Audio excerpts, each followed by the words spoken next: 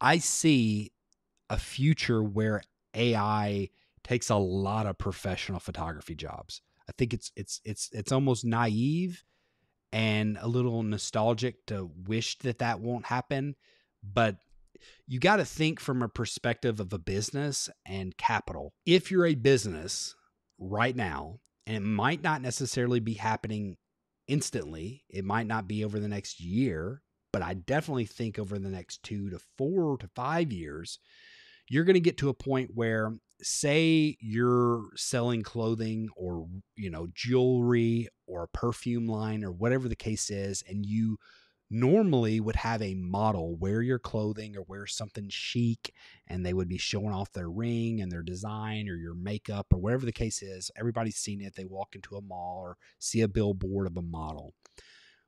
What happens in that scenario? Most of the time, you're shooting with like a medium format camera. So a photographer comes in with a very high end Hasselblad medium format camera that's stupid expensive and is super great. You get some great detail out of it. It has some cool depth of field.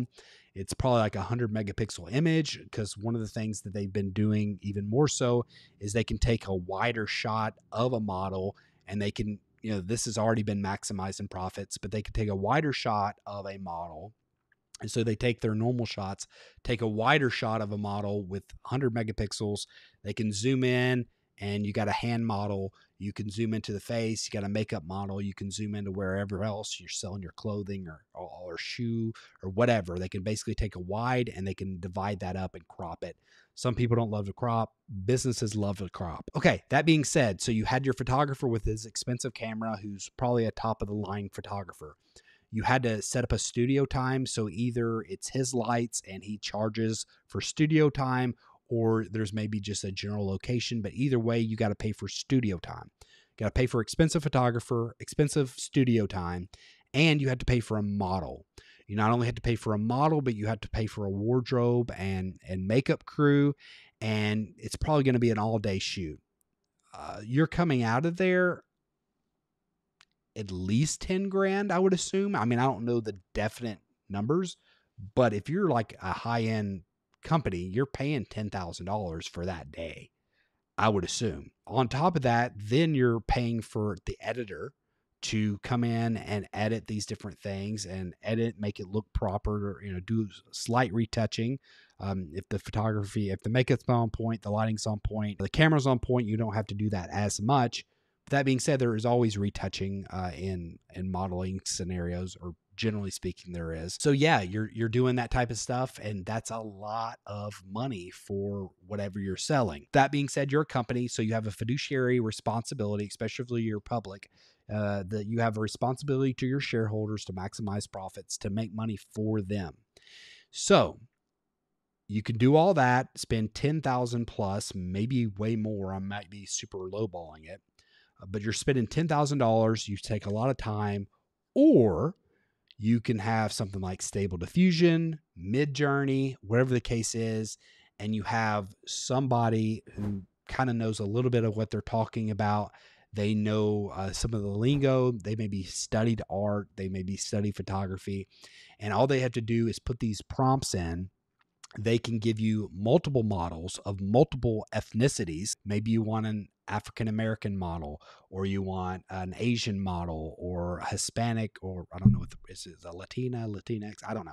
But you want different ethnicities, Caucasian, you want different people. You can have all that within moments, wearing your clothing, wearing your rings, whatever the case is, and you can have an abundance of choice right there. I mean, how much money does that save? How much time does that save? How much more options does that give a company and a brand?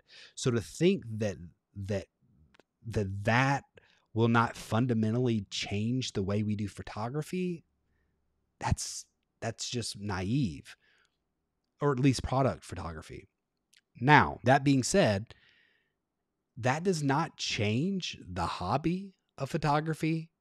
That doesn't change that some people now, I mean, we can have a manufacturer create an amazing couch or amazing wood table. Perfect, industrially speaking.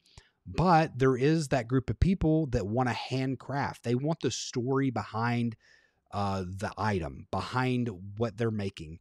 And so they will spend way extra money to buy a handcrafted table. Somebody made it by hand, and they can have the story of this was made by hand by this person. It took this long. They got it out of this type of wood, and they've crafted it out, and it's like a piece of art for them. So, two things with photography moving forward.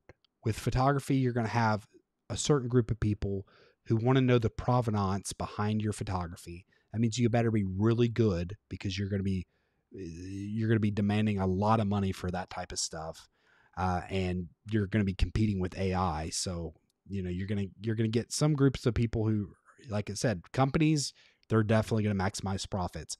But on the private sector, you're going to get higher end people wanting to buy prints and things like that. Of course, you still have event photography. You have, people aren't going to want to AI their wedding. I don't believe so, at least. So, you have certain things like that.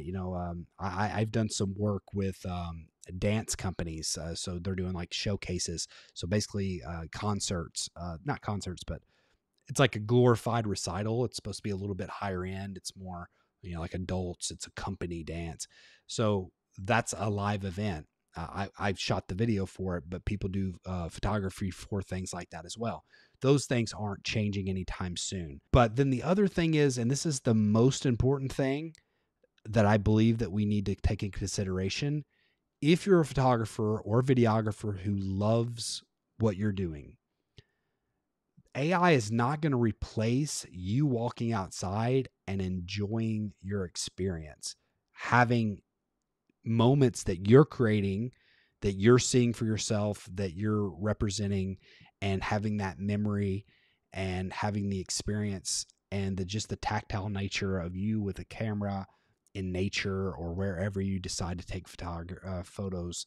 None of that's going to change. But some of the commercial stuff is. So that's just kind of a general overlook of AI. Maybe give me your thoughts on this. Am I completely off base? Is there something I'm not thinking about? Do you fundamentally disagree? Do you agree? Let me know all that in the comments section below.